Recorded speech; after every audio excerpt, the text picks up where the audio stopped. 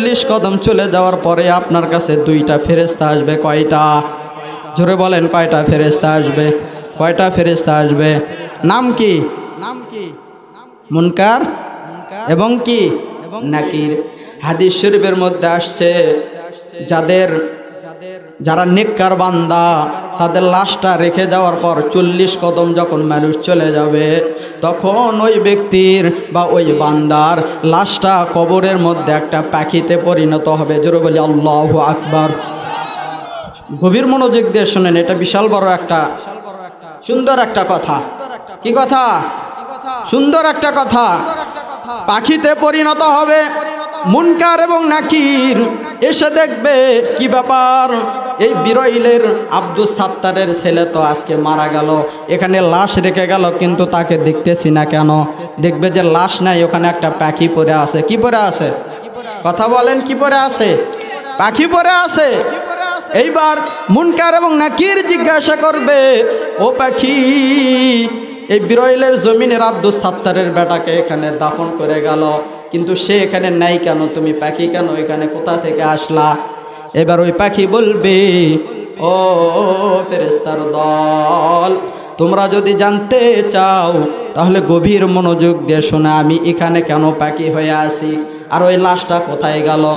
এইবার পাখি বলতেছে, ও ফেরেশতার দল, আমি পাখিও এখানে আসি, ওই লাশও এখানে আছে। আমি পাখির দুটো ডানা বিছায় দিয়ে আসি, আর এই আমার ডানার নিচে ওই মৃত ব্যক্তিটা ঘুমায় আছে। আল্লাহু আকবার। ও পাখি, এইটা কেমন কথা বলো? মানুষ কেমনে পাখার নিচে শুয়ে থাকে? তুমি তো বিশাল বড় পাখা নাও, তোমাকে ছোট পাখি তো দেখা যাইতেছে, তোমার মধ্যে কেন আছে? পাখি জবাব দিয়ে বলতেছে, আমার আল্লাহ যদি রাখে, ছোট জিনিসের মধ্যেই বড় জিনিসকে লুকায়া রাখতে পারে। কি কথা, সত্য না মিথ্যা? আল্লাহ পারে কিনা? জোরে বলেন, পারে কিনা? যদি নাই পারতো তাহলে ফিরাউন, আবু জেহেল, আবু লাহাবের অনেক ক্ষমতা ছিল, তাদেরকে কে ধ্বংস করছে? আজকেও যারা বাংলাদেশ ইসলাম নিয়ে, নবী নিয়ে, আল্লাহ নিয়ে, রাসূল নিয়ে, আলেম ওলামাদেরকে নিয়ে যারা বেয়াদবি কথাবার্তা বলতেছে, আজে বাজে কথা বলতেছে, আলেমদেরকে ভণ্ড বলতেছে, জালেম বলতেছে, জিনাকার বানাইতেছে এবং যাদেরকে মনে করেন অপরাধী বানাইতেছে, তাদেরকেও আল্লাহ তাআলা অল্প দিনের মধ্যে পতন দিবে কি দিবে না? বলেন, পতন দিবে কি দিবে না? এইবার বলেন, পাখিটা যখন এমন কথা বলল, এবার ফেরেশতারা বলতেছে, ও পাখি, আমাদের নিয়ম হলো কোনো ব্যক্তিকে কবর রাখলে আমরা এসে 3টা সওয়াল জবাব করি। কয়টা? জোরে বলেন, কয়টা সওয়াল? 3টা সওয়াল করি। সওয়ালের জবাব যদি ভালো হয় তাহলে ওই ব্যক্তি জান্নাতে যাবে, আর সওয়ালের জবাব যদি খারাপ হয় তাহলে বান্দা কোথায় যাবে? জাহান্নামে চলে যাবে। এইবার পাখি বলতেছে, ও ফেরেশতার দল, আমাকে তোমরা পাখি দেখতেছো, কিন্তু আমার যদি মূল ঘটনা জানো, মেন উদ্দেশ্য যদি জানো, তাহলে তোমরা আমাকে পাখি বলবা না, তোমরাও আল্লাহর শুকরিয়া আদায় করবা। জোরে বলে আল্লাহু আকবার। এইবার পাখি বলতেছে, ও ফেরেশতার দল, তাহলে এবার শোনো, আমি এখানে কেন পাখির রূপ ধারণ করে আছি? আসলে মূলত ওই ব্যক্তি আমার নিচে শুয়ে নাই, কিন্তু আমি ওই পাখির ধারণ কেন নিয়েছি?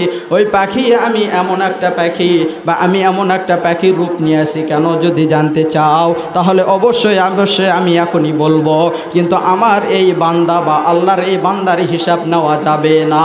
জোরে বলে আল্লাহু আকবার। এইবার পাখির কথা শুনে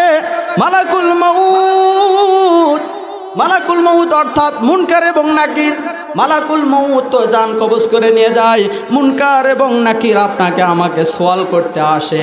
এবার পাখি বলতেছে, ও ফেরেশতার দল, তোমরা শোনো, আমি দুনিয়ার সাধারণ কোনো পাখি না, আমি পাখি হয়েছি এই জন্য, এই ব্যক্তি দুনিয়াতে বেঁচে থাকতে জোহরের পরে সূরা ফাতাহ তিলাওয়াত করছে। জোরে বলে আল্লাহু আকবার। আসরের পরে সূরাতুন নাবা তেলাওয়াত করেছে, জোরে বলে আল্লাহু আকবার। মাগরিবের পরে সূরাতুল ওয়াকিয়া তেলাওয়াত করেছে, জোরে বলে আল্লাহু আকবার। এশার পরে তেলাওয়াত করেছে সূরাতুল মুল। সে সব সময় কোরআন নিয়ে ব্যস্ত থাকতো, সে সময় সব সময় কোরআন তেলাওয়াত করতো। আজকে ওর বাবা ওকে কবর দিয়ে চলে গেছে, ওর মা ওকে কবর দিয়ে চলে গেছে। যে বন্ধুরা চার স্টলে আড্ডা দিত নারীদেরকে নিয়ে, মেয়েদেরকে নিয়ে, ওই বন্ধুরাও চলে গেছে। আজ একমাত্র শুধু আমি কোরআনের এই নেক আমলটুকু পাখির রূপ ধারণ করে এই বান্দাকে জান্নাতে নিয়ে যাওয়ার জন্য তৈয়ার হয়েছি।